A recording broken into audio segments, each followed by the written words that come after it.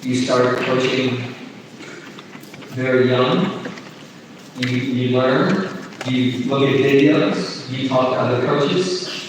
And sometimes you have to make a decision that the next step you're going to have to go to a new city or a new place. Ya, di Amerika kadang-kadang kita harus mulai dari usia muda untuk menjadi seorang pelatih sampai akhirnya kita bisa berhasil untuk menghasilkan teman-teman yang berprestasi. Bahkan kita juga harus banyak pertanyaan terhadap sama pelatih-pelatih lain, bahkan harus pindah kota untuk bisa mencari kesempatan yang lebih baik. It's very difficult to ask if you're married and have children. It's very difficult to ask your family to move, to make that sacrifice, to move. So, coaching is very hard on the family at first. Maybe once you get to a really good job that pays good money, then it becomes easier. But when you're young family, early married, very difficult.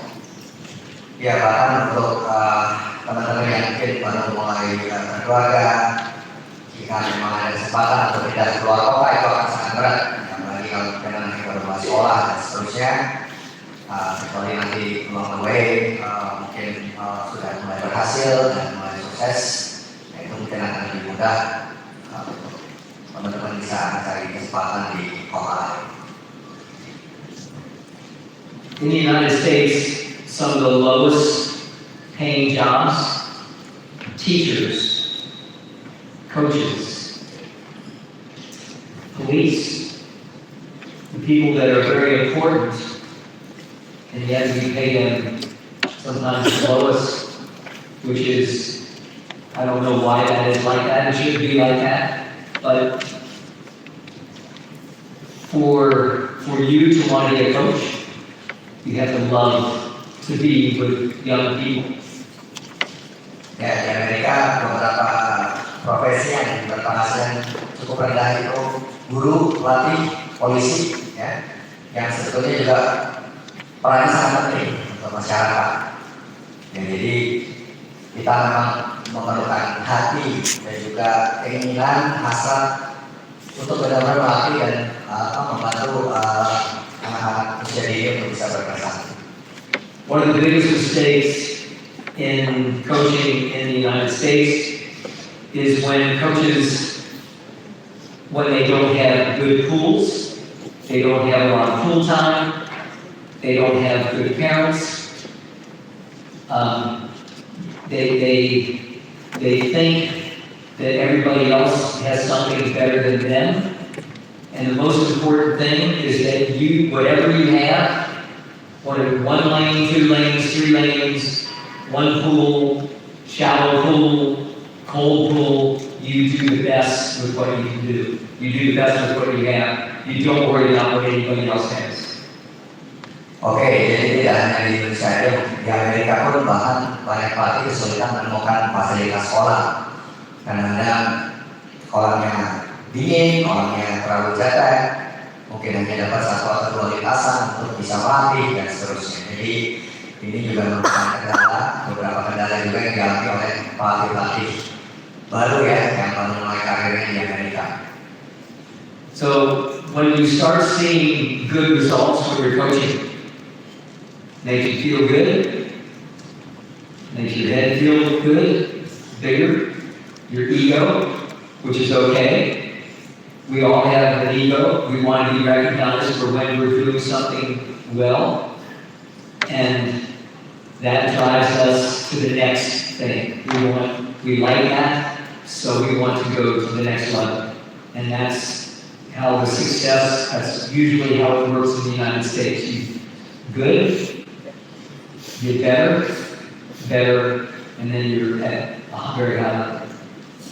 Jadi jenjangnya juga ketika kita sudah memiliki hasil yang lebih baik, kita menjadi sedikit sukses, kemudian berusaha lagi menjadi yang terbaik. Jadi itu memang jenjang pelatihan di Amerika.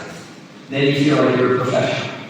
Dan mereka kalian juga akan merasa sebagai profesional yang telah memiliki hasil pendidikan itu.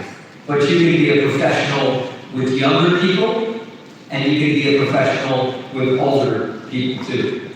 Ya, teman-teman juga bisa menjadi profesional walaupun dengan atlet-atlet muda, kalau umur, namun juga bisa menjadi profesional dengan atlet-atlet yang lebih senior. So, because we want to be better, because of our ego, because we love it, we love what we're doing, we're all of a sudden people see us as good, professional, then it makes us want to learn more, and you begin to watch other coaches, other really good coaches, you begin to read, you watch films, you start wanting more and more knowledge so you can be better and better. Seiring dengan berjalan kesuksesan tersebut, kalian juga harus lebih banyak ingin tahu, lebih banyak ingin belajar. Ya, video dan bertanya terhadap sesama pelatih, dan itu akan meningkat seiring dengan menambahnya ilmu dan wawasan. So, in my career in coaching, I was never an assistant coach. I wish that I could have been an assistant coach. I wish I could have learned from another well-known coach. So I watched. My eyes became my coach. For you, the best thing for you to be a best coach are your eyes. The best coaches coach with their eyes. Selama karirnya, Coach Frank belum pernah menjadi asisten coach. Ya, saat ini dia berharap dia bisa juga belajar ketika menjadi asisten coach. Yang terpenting adalah visi kita, bagaimana kita melihat prosesnya itu berjalan, bagaimana kalian juga bisa melihat mengamalkan kepala sendiri, dan itu menjadi pelajaran buat kita semua. So, if your swimmers come to practice and they're not smiling, there's something going on in their life. If they're racing and their hips are below the water, then you know they're tired. If you watch their technique, it's not right, your eyes tell you. So just know that your eyes tell you everything. If they're happy, if they're riding too low, too high, if whatever they're doing that you've been teaching them is not right, trust your eyes. Ya, jadi kita juga bisa melihat kalau mereka datang misalkan dengan muka yang dia cemberut, mungkin lagi ada sesuatu masalah, kemudian ketika kita lihat tekniknya juga mungkin kurang sempurna dan seterusnya, itu akan menjadi dari kita melihat, kita harus bisa melihat situasi tersebut dan bisa memperbaikinya. So I told you I started coaching when I was very young. I was 16. I didn't know anything about coaching. And the more I coached, the more I learned, and then I got better and I got better, and I started watching all the best swimmers, how they warmed up, how Ariane Fitness would warm up. I would watch her in the pool during warm-up. I would watch her coach, talk to her. I wanted to learn from the very I want your swimmers to look like that. So when you see that, that's what you want to teach. And we learn from the best. We learn in every sport. It doesn't matter. Messi in soccer, he knows how to dribble the ball. He's the best. We learn from the best tennis players, from Djokovic, and we want to watch the best coaches, watch the best athletes, and watch what they do.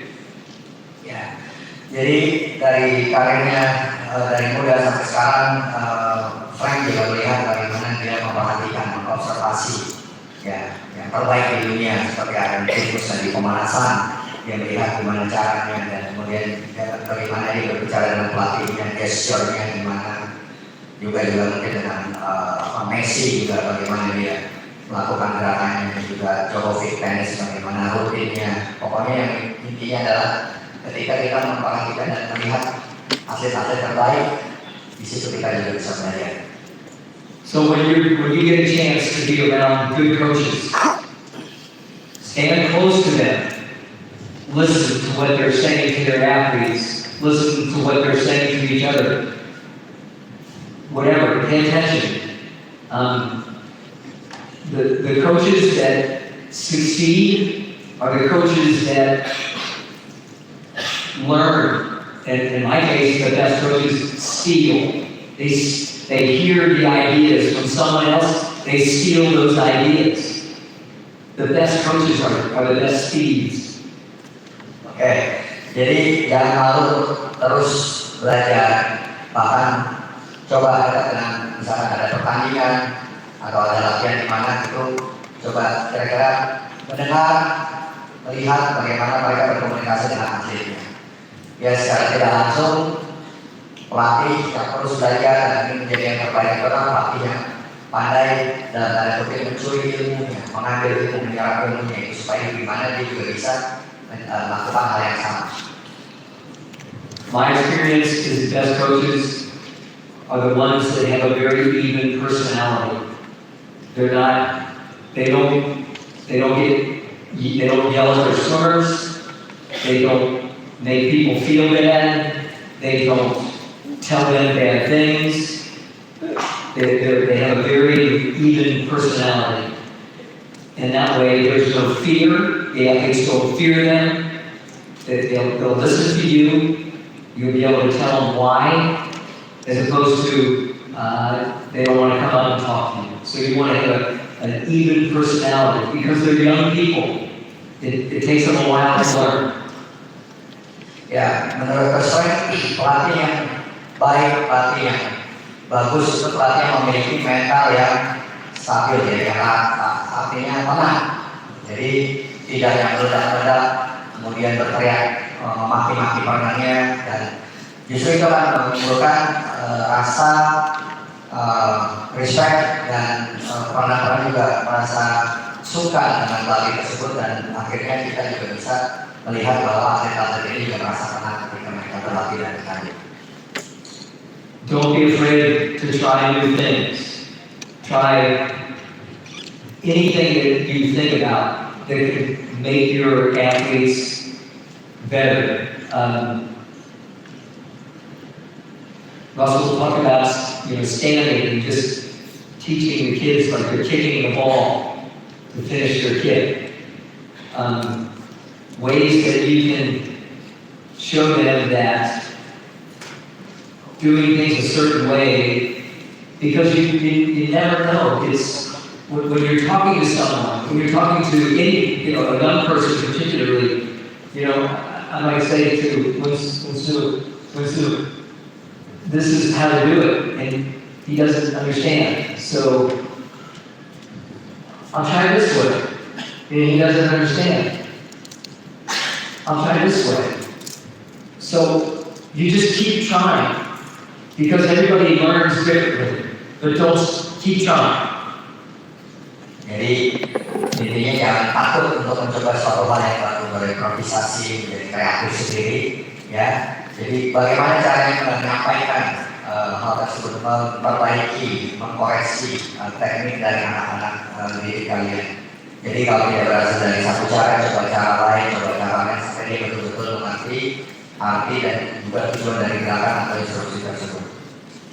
So everyone here has a goal. I'm sure maybe all of you would like to go to the Olympic Games as a coach, have an athlete in the Olympic Games, or have an athlete win Southeast Asian Championships, or your team be one of the best teams. If that's what you want, then nothing should stop you from reaching that. You can't say, I want this, and don't have a plan. Every little bit, there's a plan, then there's another plan, and then there's another plan. And so everything that you do, you have to think about what you have, what you don't have, and you plan for that as you move forward. Ya, jadi menyambung tadi perkataan sebelumnya bahwa jadi kita harus bisa memplanning, ya, merencanakan apa yang ingin kita lakukan sebagai pelatih. Jadi karena kalau kita tidak mempunyai arah dan tujuan menjadi olimpiade, menjadi pelatih olimpiade, Apakah pernah kita juga sanggup menjadi mencapai limit tersebut, limit A atau limit B? Jadi itu semua kita harus punya rencananya yang cukup matang. Okay, so every country is different. Every swim club is different. The way things happen are differently. Some of you have too many bosses. Some of you maybe only one boss.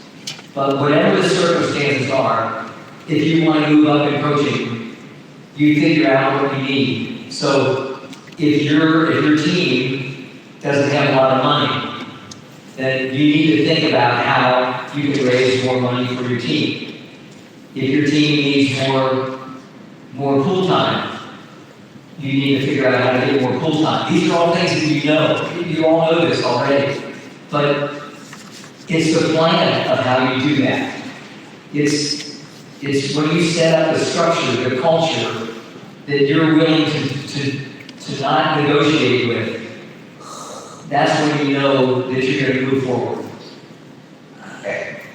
Jadi masih mengenai perencanaan, ya, setiap negara itu berbeda-beda. Ada yang kita mungkin pelatih-pelatih mempunyai satu bos atau atasan yang mungkin atau mungkin ada beberapa atasan layersnya. Bagaimana kita juga nanti harus menyampaikan kita perlu pola lebih banyak lagi, sewa orang lebih banyak lagi, sewa lintasan lebih banyak lagi. Sampai akhirnya ketika kita sudah tidak lagi membutuhkan itu, akhirnya kita memang sudah mulai beranjak ke tahap sukses. So, as you look at climbing the coaching ladder in the United States, and I realize this is not the same for you. It's very different, but it's still a way in which you climb and get better. Most coaches would like to be a college coach or a university coach in the United States because, number one, it has benefits, like health benefits and retirement benefits, and usually pays very well. But there are coaches in the United States that like to be just club coaches, like you, and they become good enough club coaches that they can get benefits as well. So people ask, why is the United States successful in swimming? It's because they've worked their way toward this type of a system. And so no matter where you are, you can develop your own system. Don't let the community, don't let something stand in the way of you wanting to be the very best you can be. Don't let that happen. Oke. Jadi ini mungkin belum sama dengan situasi di Indonesia. Kalau di Amerika itu banyak pelatih ingin menjadi pelatih universitas atau clinical college di sana yang memang mempunyai fasilitas selain insentif atau gaji, mereka juga mempunyai fasilitas lain seperti uang pensiun, asuransi kesehatan dan seterusnya, dan kompetisinya juga lebih ketat. Tapi ada juga yang memang sukses membangun sebuah klub di mana mereka juga bisa mendapatkan fasilitas yang sama dengan pelatih dari universitas tersebut. Jadi intinya kita harus mempunyai prinsip dan yakin jangan sampai justru orang-orang di sekitar kita justru yang mengatur kita harus punya tujuan sendiri untuk bisa sukses. Okay, I'm going to tell you a story. There's a coach. He was a Hungarian coach, and he came to the United States, and he coached three breaststrokers: Mike Barrowman, Rock Santos, and Sergio Lopez. His name is Joseph Notch, very famous Hungarian coach. Mike Barrowman, 1992, won the gold medal in the 200 breaststroke. Rock Santos, I think, was second, and Sergio Lopez was third. He coached all three in a 25-yard pool. They never swam in a 50-meter pool. Jadi ada sedikit cerita, ada pelatih dari Hungaria, namanya Joseph Nagy, cukup terkenal, jagoan Gedada, pelatih Gedada. Dia melatih 3 atlet sekaligus, Mike Barrowman, Jose Santos sama Sergio Lopez. Di mana tahun 1992 di Olimpik itu mendapatkan medali emas, perak dan perunggu sekaligus. Dan mereka ini berlatih di kolam 25 jam, bukan kolam 50 meter untuk sebelumnya sebelum Olimpik ini. Jadi ini adalah suatu bisa sukses ya dari Jose Santos. So one of the things that he did in his training, when they were doing breaststroke swimming and training, they never touched the wall, they did flip turns. So instead of having a wall touch, they would have to do flip turns and then swim breaststroke without touching the wall. And that was his idea of, I have this small pool, we need to make it as long as we can. So instead of touching the wall and doing a pull-out, they would have to do a flip turn, and they would do a pull-out. They would do a flip, maybe they would do a pull-out, but they would never touch the wall. They would never be able to get a breath. They'd have to do a flip turn and then a pull-out. Jadi caranya cukup unik ya, karena kolamnya pendek, dia ingin supaya mereka para penang ini berenang sejauh mungkin. Jadi dia mengakalinya dengan tidak melakukan pembalikan, tapi melakukan flip turn, ya, satu pembalikan satu, kemudian break up. Jadi menimbulkan sensasi bahwa mereka tetap berenang tidak terputus-putus. So, as you can see, in the way that it's designed in the United States, somehow in your country, you need to design something that has a way in which you can work your way up. And I know that one of the most difficult things is to keep swimmers after they finish high school, because they go off to study in university. And we're going to talk later about the opportunity of swimmers to come to the United States to train in college or to go to school, because there are levels from the very, very best to all the way down to not being the very best, but being good enough to continue your education and continue swimming. Oke, jadi kalau saya menyampaikan bahwa di Indonesia kita juga tetap harus memotivasi atlet-atlet kita, bahkan untuk yang mau menjelang lulus SMA, karena banyak kesempatan di Amerika bisa melanjutkan karir renangnya sambil juga pendidikan atau meneruskan akademiknya. Bahkan di Amerika itu ada yang memang top levelnya dari level dunia sampai bahkan mungkin level penanganannya ke mediocre, tapi tetap bisa melanjutkan kuliah dan mendapatkan scholarship-nya. Jadi banyak sekali kesempatan yang bisa didapat. How many coaches here have coached a champion age group, 10 under, 12 under, 14 under, high school, in your community, or in your state, or in your country? How many coaches have coached a champion? Siapa ya? Raise your hand. Pertanyaannya mungkin teman-teman sudah banyak saya lihat yang bersama dengan juara kelompok umur ya, baik itu kelompok 4, kelompok 3, kelompok 2, kelompok 1, bahkan juara nasional. Oke, angkat tangannya. Okay, everybody can see those people? You want to talk to them. Talk to them. Ask them what they did in their country, how hard it was, what made them, how were they able to get a champion, 10 under, or 12 under, it doesn't matter. But those, you want to gather together. You want to know what he does. You want to know what he does. You want to know what she does. You want to know what he does. Because they all have something that they're doing. And you might say, I like that. Or, I can't do that where I am. Or, I can do some of that. Or, oh, you're kicking more. Maybe we should kick more. You have your kids doing pull-ups. Maybe we should do pull-ups. You can all learn from each other. And the more you share, what do they say? The rising tide lifts all boats. That's what you want. Ya, jadi tadi para pelatih yang memang sudah pernah melatih para juara kelompok umur bahkan nasional mungkin juga bisa berbagi, ya, dan juga mungkin bagi mereka yang belum bisa bertanya, jadi saling saling bertukar pikiran. Belum tentu mungkin yang pernah menjadi menghasilkan juara juga melakukan hal yang mungkin belum dilakukan oleh yang belum menghasilkan. Justru itu akan menimbulkan satu wawasan baru, ya, ilmu baru agar kita masing-masing saling membantu sesama pelatih, ya, kita saling justru mau menjatuhkan. Somewhere, sometime, someone in this room, somebody, you, or you, or you, or you, or you, is going to have an Olympian. Ya, jadi siapapun di sini mempunyai kesempatan untuk bisa melahirkan seorang Olympian. Ya, jadi itu semuanya harus diyakini masing-masing.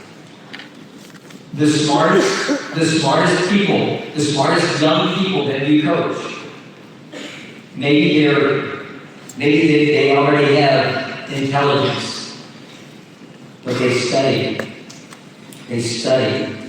hard. What Russell was talking about with ASCA, study the videos, listen to what other coaches are doing, why they're doing it. Be a thief. Just study. The more you know, you'll be able to look at something and you'll be able to figure it out. And that's what's going to make you have an Olympian someday, if you study for it. Ya, jadi mungkin teman-teman di sini beberapa sudah memiliki kepandaian yang memang gifted ya, gitu jadi sampai kawan-kawan tadi masing-masing harus tetap belajar dan jangan takut untuk mencuri ilmu, ya, ini dalam konotasi yang positif ya. Jadi jangan takut meniru yang lebih baik, jangan takut meniru yang terbaik. Itu kelak akan menjadikan kalian semua beberapa data yang bisa menjadikan atlet-atlet kelas Olimpik. So I want you to invite your friends, your other coaches, invite them to lunch. Invite them to dinner. Invite them to spend hours talking about swimming. Share your ideas. Share your frustrations. Say why you're angry. Talk about the things that you think are keeping you from being good at what you're doing. Maybe between those conversations, you can solve some of these problems that you have. Because everybody here has a problem. Everyone here has something that doesn't work really well in their organization. Either bad parents, not enough kids, not enough pool time, no weight training, no time. But if you talk to each other, you can help solve things. So in the United States, I learned by being around other coaches, by sharing ideas all the time, as much as I could. Especially those that were better than me. Ya, jadi teman-teman juga kadang-kadang mungkin kalau sama makan siang atau makan malam lah, mungkin kemahalan ya. Jadi ngopi aja, duduk bareng, cerita keluhan-keluhan itu seperti apa. Oh, saya itu atlet saya kurang lebih, mungkin parentsnya juga banyak terlalu campur, atau mungkin tidak dapat fasilitas sekolah yang terlalu banyak dan seterusnya. Ya, mungkin karena pasti setiap orang di sini, teman-teman semua mempunyai masalah baik itu besar maupun kecil. Nah, itu yang harus mungkin bisa di-share. Ya, mungkin kalau masih sungkan, mungkin bisa berdua, bertiga dulu. Bagaimana caranya kira-kira menghadapi masalah tersebut. So, wherever the next place is, the next best clinic, maybe next year, 6 months, wherever it is, start planning to go there. Save your money. Talk to your bosses. Ask them if they will pay for you to go. Whatever it is, you want to do that. Just like an ASCA has the different levels, level 1, level 2, level 3, level 4, level 5. And those are the things that you can take on your resume. You can show a club, I am a good coach. I have done these things. And you need to build up your resume so you become more professional. And if you become more professional, then you're going to be wanted. Oke, Selain itu juga teman-teman juga mulai bisa merencanakan tahun depan 2024 tuh ada klinik apa aja yang bisa diikuti, sampaikan kepada manajemen tim atau klub. Di ASKA sendiri juga ada tahapannya 1 sampai 5, dan ini juga bisa menjadi nilai tambah teman-teman juga bahwa sudah pernah mengambil ini dan juga mengaplikasikannya, ya, agar ini juga bisa menjadi nilai tambah di resume. Selain itu juga ada hasilnya, atlet ini juga bisa berhasil. When I worked at United States Swimming, we had the national junior team and we had the national team. The coaches of the national junior team, if you had an athlete on the national junior team, I would pay for you to go and visit a national team coach. I would pay for your flight, I would pay for your hotel, and I would pay for your food. You could pick whatever coach, whatever national coach you wanted to visit, but I would pay for that because I wanted you to learn from that person. I wanted you to watch 5 practices, 5 water practices. I wanted you to watch what they did dry land. I wanted you to see what they did in the weight room. And that's the kind of, I want you to think about that, how your federation can do something where they will send you, you can request to be sent someplace. I don't know what it's like to go from here to Australia, but there are very good coaches in Australia. There are world record holders there. And the Australian coaches would probably welcome you to come and watch for a few days their practices, I would hope. But go where you can learn something, figure out how to get there. And that's what you want to convince your country, your city, your club to send you someplace so you can watch. And you need to be there so you can really watch. You see how they interact with their swimmers. What they say, the steps that they write, why they write them. Okay.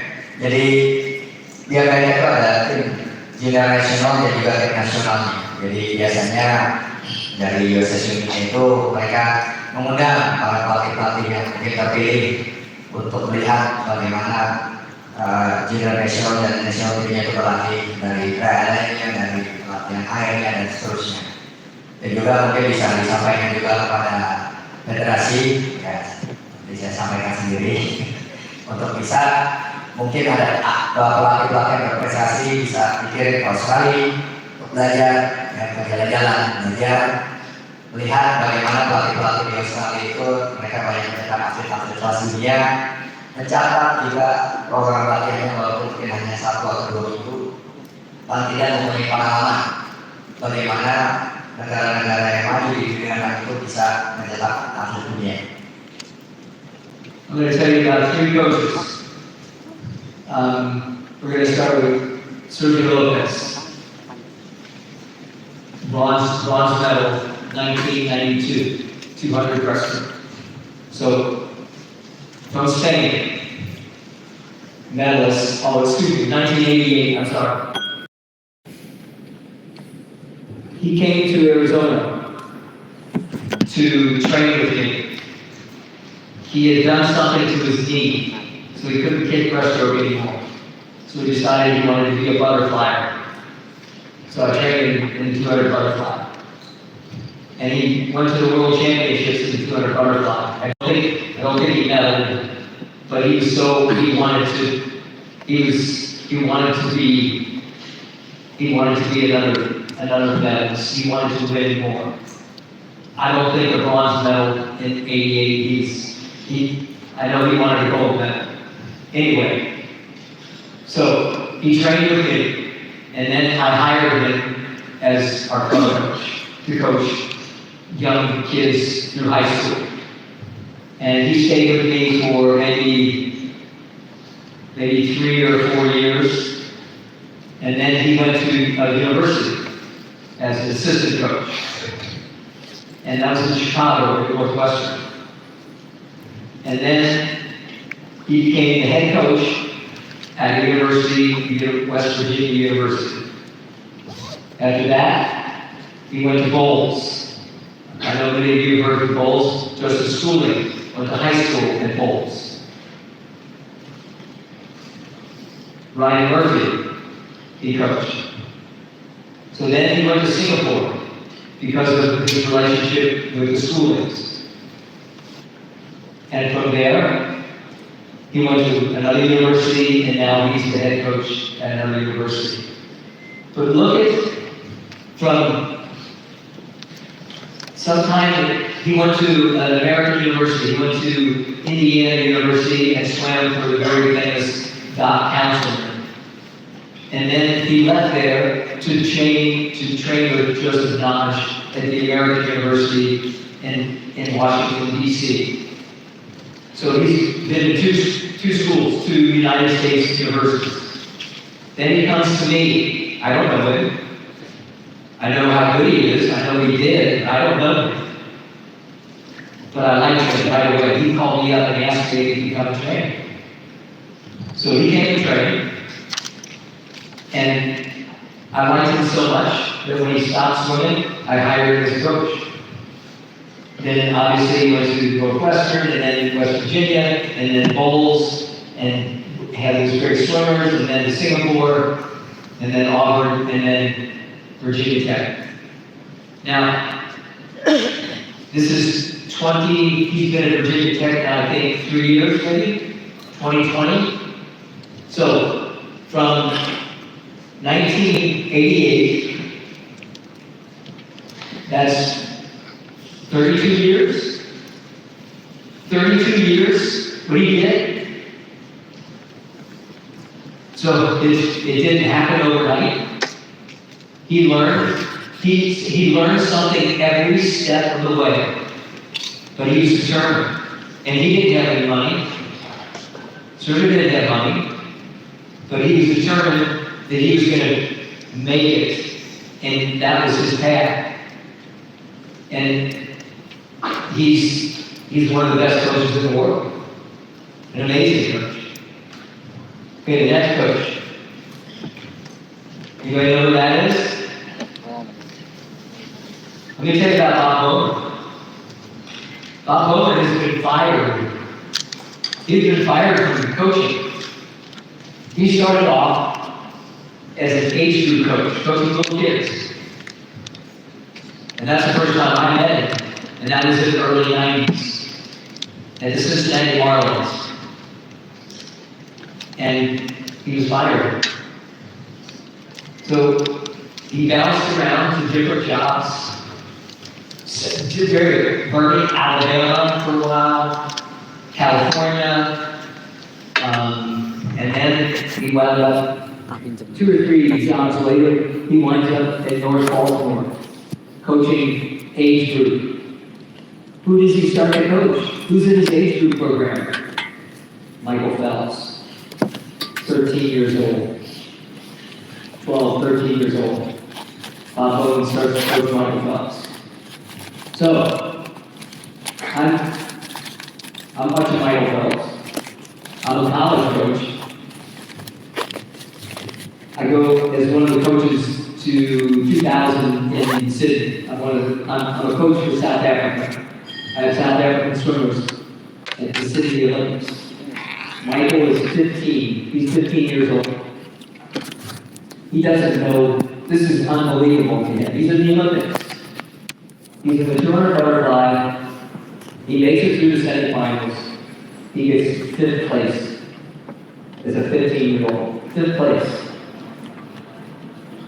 So, Bob, after the 2000 Olympics, Bob goes back to North Baltimore, coaching Michael. The very next year, Michael breaks his first world record, Fukuoka World Championships, 16 years old. Then he goes to the University of Michigan, Bob does. And he coaches there for 4 years. Michael comes with him to Michigan, but Michael doesn't go to college. He's a pro. He's so good that he's already signed his first pro contract. So Bob then goes back to North Baltimore, and Michael follows him back. and he's there until 2015. And he goes to Arizona State University, which is outside. They swim outside. I coached at Arizona. We swam outside. And I knew that when he was going to go to Arizona State, I knew it was going to make a big difference in Michael's swimming because he was going to be outside, beautiful sunny weather in Phoenix, Arizona. And it was just going to be good for all the swimmers that were going to come from North Baltimore. Allison Smith, obviously Michael, and there were 3 or 4 more that made him on the team. So, Bob graduated from Florida State in probably 1986, 88, something like that. So, we're talking 30, 32, 35 years. Okay, one more. Oh, sure. Jadi untuk momen yang tadi kalau yang pertama kita lihat Sergio Lopez 33 tahun total orang diprosesnya untuk bisa menjadi pelatih top dunia. Sekarang Bobomen juga dari tahun 86 sampai tahun 2023. Ya, jadi prosesnya itu nggak ada yang singkat dan nggak ada yang instan. Jadi Bobomen dan bahkan juga sempat dipecat dulu jadi pelatih di Cincinnati juga. Jadi prosesnya naik turun juga sempat jadi pelatih di Michigan, tapi Michael juga tetap di bawah, tapi dia nggak ikut sekolah di sana. Setelah itu baru kembali ke NBAC, Baltimore. Baru setelah itu dia ke Arizona State, di mana Arizona State juga membawa orang-orang yang orang-orang dunia juga ya sekarang juga harus nunggu tuh katanya untuk bisa masuk di pro timnya di Arizona State. Did you tell him that you went to Arizona State? Ya, saya juga sempat di Arizona State dulu, tapi Bobomen masih belum jago saya ini. Indonesia is Michael Phelps. Unfortunately, Bobomen wasn't there before. But I met Coach Frank at one of the road meet Arizona State against the Wildcats. He was already there as a coach. Okay, the next one. Who's that? Kasih tepuk tangan dulu. No. The reason I want to show you this is because my coaching career, 51 years. 51 years. And I started coaching 16. I didn't know how to coach. I didn't know anything about coaching. And each year, I liked it more. I loved the kids. The word coach is the most endearing name. I don't know if they'll all understand that word, endearing. That's the most endearing name outside of mom and dad. Jadi, Frank ini mulai berlatih di umur 16 tahun tadi awal-awal kita bahas, dan dia pun merasa bahwa sebuah istilah pelatih itu menurut dia cukup membuat segan selain dari bapak tadi ibu ya, dan pelatih itu buat dia cukup segan atau ya takut tapi segan. So your swimmers, they love you. Swimmers, they love you. You're their coach. They'll do anything you tell them. So here I am, 16, coaching these little kids, and they started calling me coach. 16, what? Anyway, so I coached. And then I went to my first year-round program where I coached year-round, but I told you that I didn't make enough money, so I had to work construction.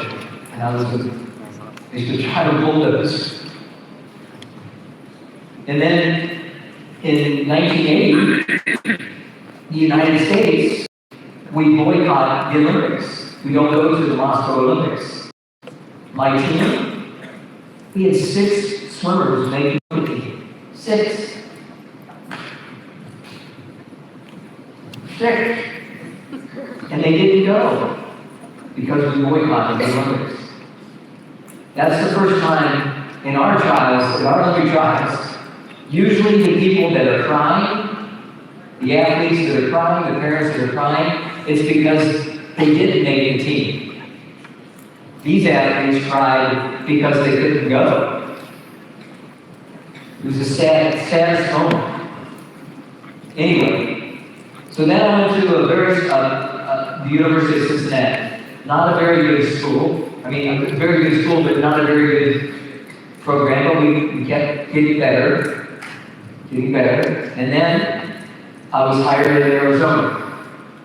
And that outdoor pool, 50 meters. I never had a chance to train kids in 50-meter pool. And it just was, it was like a dream come true. And if it can happen to me, 16-year-old that doesn't know anything about swimming, it can happen to you. And then I got a chance to lead our country and that's when I got to spend time with Russ. So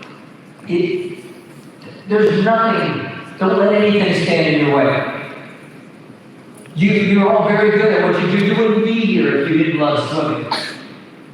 So the passion that you have, don't let anything stand in the way of that passion. That's okay. And when you get a chance, every day you get a chance to see your kids, tell them you want to help them be better. You want to make them better. You want to help them be better because you are their coach. Almost as good as mom and dad. Maybe better. Your coach. Okay. Jadi, to summarize that very impressive career. Jadi, tadi 16 tahun sampai bisa menjadi national team director di tim nasional Amerika itu adalah mimpi yang jadi kenyataan. Ya, dan 16 tahun nggak nyangka bisa menjadi pimpinan di sebuah negara yang sangat maju di tim renangnya. Karena tadi disampaikan bahwa teman-teman harus yakin dan selalu diyakinkan para pemainnya bahwa kalian ini bisa menjadikan mereka menjadi orang yang lebih baik, atlet yang lebih baik. Jadi saya tadi sampaikan tadi bahwa peran pelatih, fungsi pelatih itu kadang-kadang sama dengan peran dari orang tua, bahkan bisa lebih dekat dengan permainan. Thank you. Do you have any questions? Sekarang silakan bertanya. Kalau ada pertanyaan, jangan kelamaan, mumpung nanti masih ada waktu. I think that's still impressive. The presentation. You want to ask? Oh, that's fine. Yeah.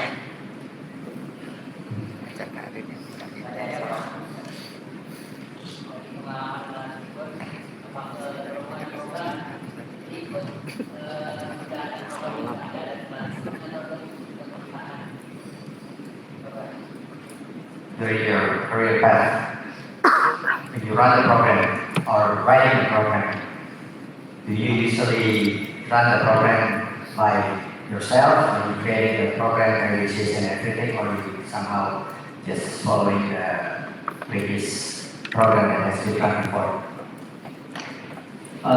When I was young, I didn't know anything. I tried to remember what the coaches did to me when I was younger, and I tried to follow some of that. But remember, when I started coaching, there was no internet. There was nothing. You could read Swimming World magazine once a month. That was it. So I think it's kind of like teaching in school. You can learn something else. And if you learn that, then you can learn something else. So the good thing about swimming is it's objective, it's a watch that tells you how good you are. And so you know your athletes, and you know how much to hold back and how much to give. Does that make sense? Oke, jadi ketika di awal-awal melatih, dia sebenarnya tidak tahu apa-apa tentang pesawatnya. Jadi seiring perkembangan waktu dulu masih ada majalah namanya Swimming World Magazine. Itu banyak artikel, banyak juga acara program-program yang mungkin di-share oleh pelatih-pelatih di seluruh Amerika. Tapi semakin kesini tentunya dia juga sudah paham bagaimana dia belajar menerapkan program-program, bahkan mungkin dia bereksperimen dan juga kira-kira program ini bisa berjalan sama enggak atau enggak gitu ya. Sampai dia akhirnya bisa menjadi head coach, itu juga tentunya pengalaman dia terus bertambah. Jadi dia akan terus membuat program dan berinovasi, terus dicoba hal-hal baru tadi. Next.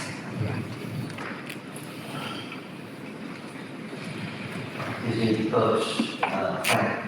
I am interested in the first session you talk about fund government. When the first I joined with the licensed coaches at sea level, the coach said there's three stakeholders, only three stakeholders, coaches, parents, athletes. But you said you have four, the owner. But I think in our country, Indonesia, we still need to fund government. You still Fund government funding for helping us. Because in Indonesia, swimming is not a popular sports in all of Indonesia province. Maybe in the United States, in all of states, in all of city or town, swimming is very, very popular sports. But in our country, maybe in Jakarta, in West Java, East Java, Bali, Central Java, there's a lot of swimmers. It's a popular sport, but in where I came from, it's not popular. So we don't have much pool, we don't have competition, we don't have coaches very much. That means if you want to join a race competition, you have to go to Jakarta or East Java, and that costs a lot of money to take a plane in here. So maybe for me, we still need government money about that. So what do you think about this thing? Maybe you can ask Coach Wisnu about this thing. When swimming is, we cannot stand by ourselves, by not funding, not only company, it's not enough. We still need the government to help us to still teaching, our athlete can keep practice like that. How many swimmers? How many clubs? How many swimmers in your area? In my city, there is 6 clubs. In a club, maybe only have 4 or 5. In my club, about 20 until 30 swimmer from each group. We don't have senior because we don't have much competition. So when the swimmer about age 15 or 16 in senior high school, they stop practice because they don't know what it's for. Yeah. It's like that. So, What do you think? what do you think about getting your 6 teams together for one practice? Or getting 2 or 3 teams together to practice together? Beginning to have a little competition so your best 10-year-old boy can see how good his 10-year-old boy is. And by competing, but liking the competition, make it a good thing. And you build competition by putting your resources together. Your government, if something good happens at your pool and your community, your 12-year-old boy becomes the champion of the county or something. The government's going to like that. They like good things. They like to win. Politicians like to win. They want good news.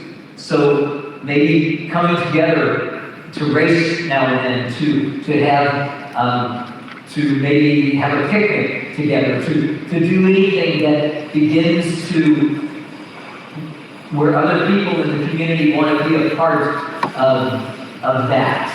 Like a small competition like that. Yes. State, not national competition, but only Yes. state competition, Yes. competition like that. Yes. And have some sort of something special. The meet maybe have every 2 months, every 3 months, and it could be, and you know, your team, they can be excited about swimming his team or my team. Just begin to do something that will make a positive impression on more people. So maybe that more kids want to come and swim instead of playing soccer. They like what you're doing. And you could even do a triathlon for 10-year-old boys. You run 2 kilometers. You know, you swim, you run 2 kilometers, and then you have to jump rope 100 times, and you do something else, and you're the best athlete in your community, and you're 10 years old. You can do, you know, you just be creative, and all of a sudden, people like, wow, that's awesome. You make it something even bigger. The next thing you know, I want to be on your team. I want to swim for you. I think it's a great idea from you. Thank you very much. I'm very good about this. You got your friend. But the other thing that's more important, the competition needs money. Dari mana, Bang? Does it cost you to have a competition at your pool? Yes. Oh, it does? In my town, in my city, 50 meter pools a day cost 10 million, about $600 $600 per day. Per day. Okay, well, one day, no practice, just a competition. So you take whatever you were going to pay for that day of training, that day is your competition. But we still need sponsorship. Nanti dicarikan sponsornya. Maybe Aska will sponsor, which will be Sponsor. I think that's a good idea from Mr. Frank. Thank you very much.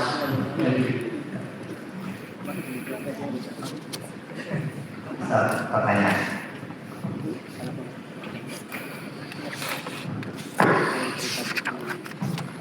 Hello, Coach. My name is Vicky. I'm from Toronto.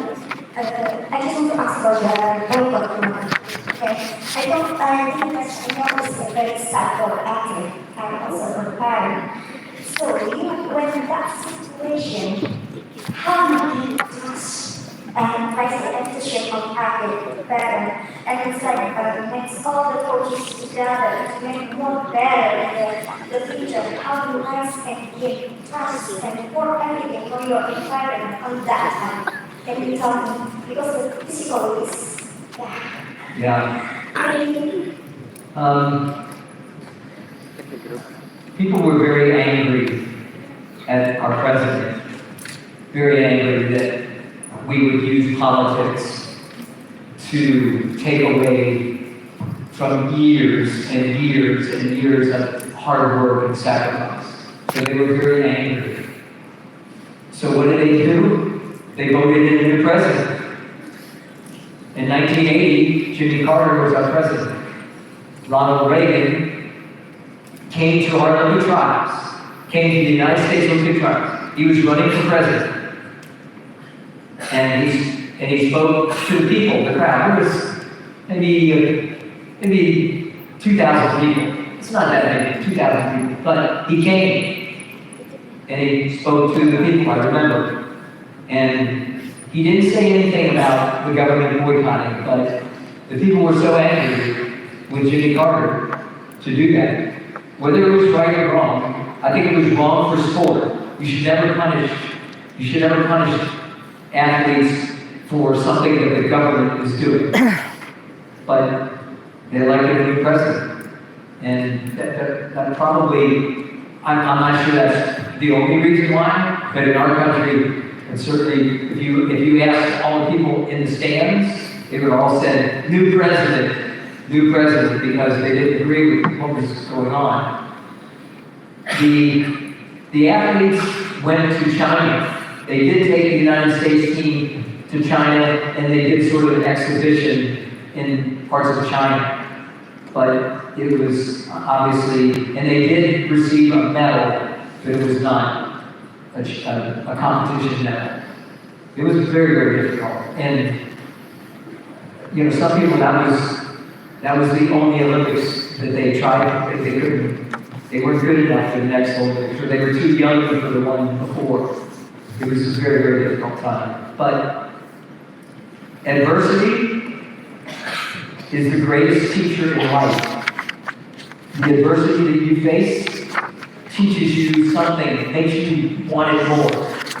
And so you do a triathlon. If they won't give you the pool, then you do a triathlon. You do something different. You let them swim in the ocean and then run on the beach, or do something that promotes what you do, what your club is doing. Don't let anyone limit you. Think of something else you can do that is going to make a good name for your club. Don't let the government and don't let anybody stand in your way when you want to accomplish something. Oke, saya simpulkan tadi yang pertanyaan terakhir mengenai yang boykot. Jadi pada tahun 80 itu memang ada presiden kampanye dan akhirnya mereka membawa olahraga ke dunia politik dan akhirnya Amerika memboykot Olimpik Rusia. Nah, artinya memang banyak tantangan ya, tadi seperti tidak ada orang, tidak ada dana dan seterusnya, dan juga mungkin tantangan-tantangan yang lain. Memang kita harus pandai-pandai mencari solusi, mencari kreativitas, dan selalu jangan kalah sama situasi dan keadaan. Jadi intinya tetap terus bersemangat dan pantang-pantangnya. Let me know if you need me to drive your bulldozer. Ya, Thank you. oke, thank you. Yeah, don't mind, I have a question. Oh. You know, USA swimming, every time during Olympic games, the swimmers come from all over the states, and the coaches do come from different teams and all that. How does USA swimming choose the coaches? Number one, how do you get these different coaches to work together to bring about the success in the swimming? That's part of my next couple talks. But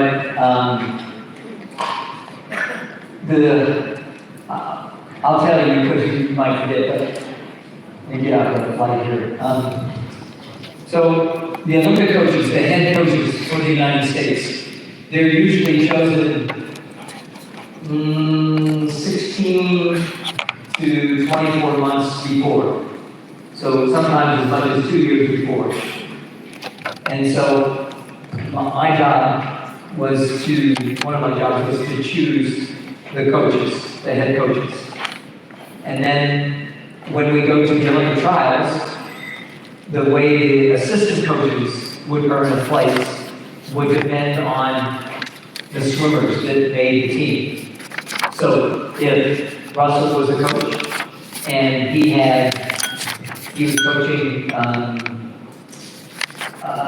one of the Maya Dorado or Missy Franklin or something like that. Missy Franklin was in 2012. She won several gold medals. So I would look at Russell and say, "I want you on the staff. You're coaching one of our best athletes." So that's how he would be selected. And so we would select 6 coaches, 3 assistant coaches on the men and 3 assistant coaches on the women. And I'll explain to you how we put together our camps and how we did it and everything. And I'll tell you some stories about some other teams that were they did not plan very well, and their athletes suffered because of it. So planning is so important, and we'll talk more about that. So, Oke. Coach Russell, you're up. Ya tadi sedikit menyampaikan pertanyaan bagaimana cara parameter untuk pemilihan pelatih di timnas. Jadi memang cukup simpel, ada atletnya, pelatihnya pasti akan diberikan kesempatan untuk mendampingi atletnya yang terpilih tentunya sesuai dengan kriteria yang ditentukan oleh tim nasional tersebut. Ya, simple. Thank you.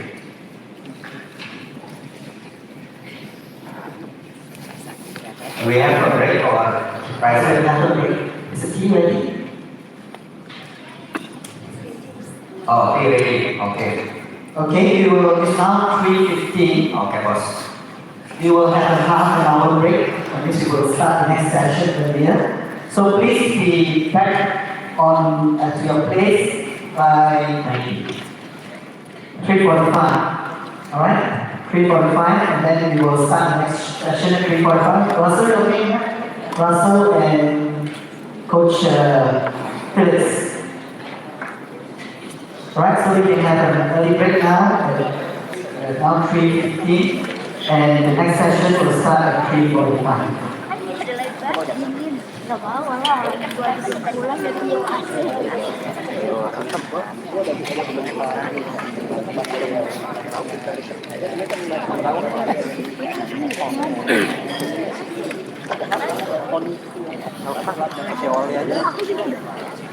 Aku